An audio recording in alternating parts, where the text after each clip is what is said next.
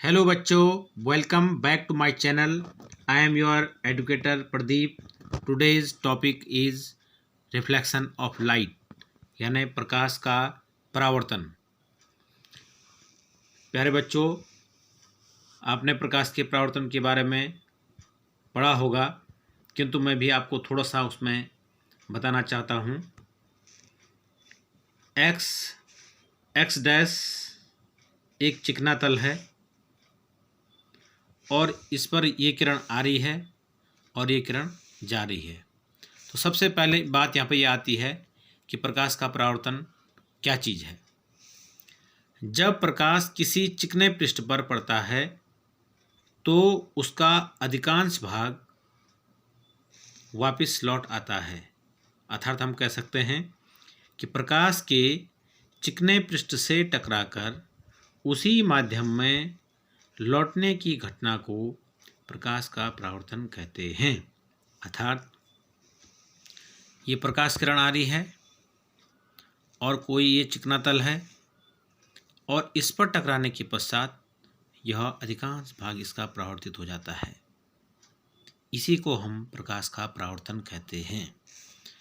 आने वाली किरण को आपतित किरण, रे ऑफ इंसिडेंट, जाने वाली किरण को परावर्तित किरण, यानी जो टकराने के पश्चात जो परावर्तित हुई, परावर्तित किरण यानी रे ऑफ रिफ्लेक्शन। और इन दोनों के बीच यानी जो ये एक्स डैश जो ये परावर्तक तल है, इसके साथ जो 90 डिग्री पर ये कोण बनाएगा, ये वाला, इसको कहेंगे हम अभिलंब यानी नॉर्मल। अब आता है कि इस पर अभिलंब के साथ आने वाली किरण जो कोण बनाती है, अभिलंब के साथ आने वाली किरण यानी आपतित किरण जो कोण बनाती है, यानी ये वाला कोण, इसे हम आपतन कोण कहते हैं, एंगल ऑफ इंसिडेंस। सिमिलरली जाने वाली किरण यानी जो परावर्तित किरण है और अभिलंब के बीच जो कोण ये बनता है आर, इसे हम एंगल ऑफ रिफ्लेक्शन कहते हैं, यानी परावर्तन कोण कहते हैं। इस प्रकार से प्रकाश के परावर्तन के दो नियम हैं। नंबर 1,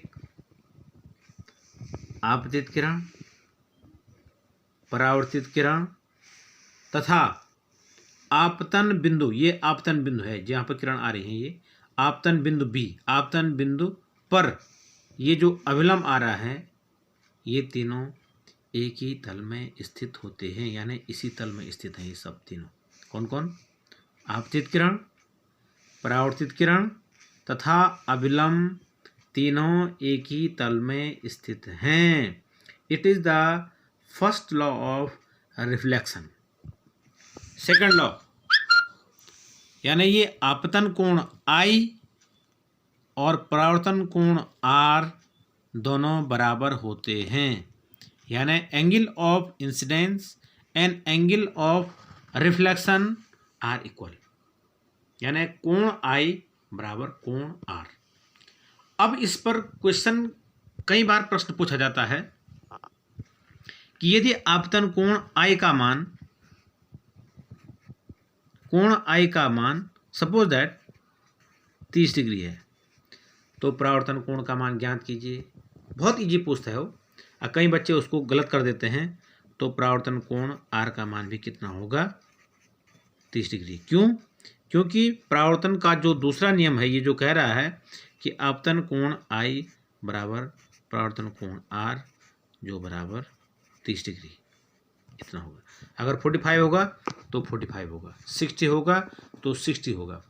कभी कभार वो क्वेश्चन को घुमा के दे देता है कि मान ले जाओ उसने कहा कि जो ये परावर्तक तल है, इस परावर्तक तल के साथ आपतित किरण यानी ये वाला कोण, ये जो मैं समझाने जा रहा हूँ, ये वाला मान ले जाए ये 30 डिग्री है, सपोज दैट ये वाला कोण। तो वो कहता है कि परावर्तन कोण R का मान क्या होगा। आप समझ रहे होंगे कहने का मतलब यहाँ पर कि यानी ये वाला कोण नहीं पूछ रहा हो, इस वाले कोण को पूछ रहा हो कि यानी आपतित किरण जो ये परावर्तक तल के साथ इस कोण को, यानी इस कोण का मान दे रखा उसने, और बोल रहा है कि परावर्तन कोण का मान ज्ञात कीजिए। तो सबसे पहले हमें इस आई का मान निकालना पड़ेगा। आपतन कोण का मान कितना होगा?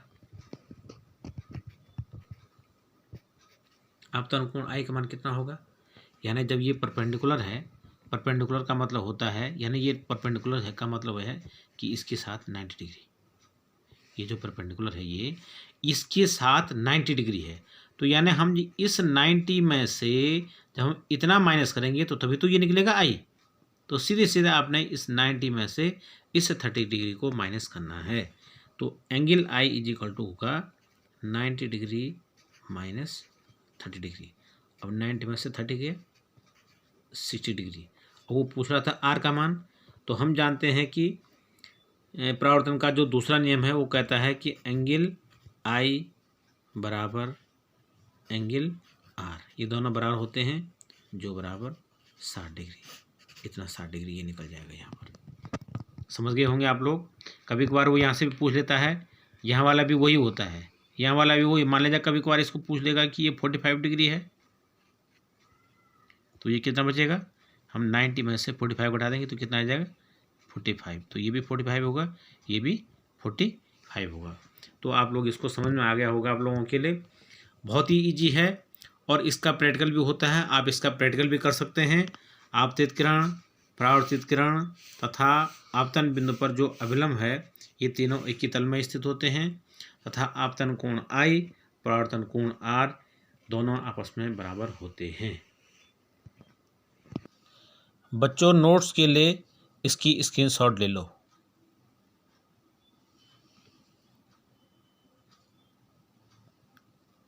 Thank you so much. Please like, comment, share and subscribe. Thank you.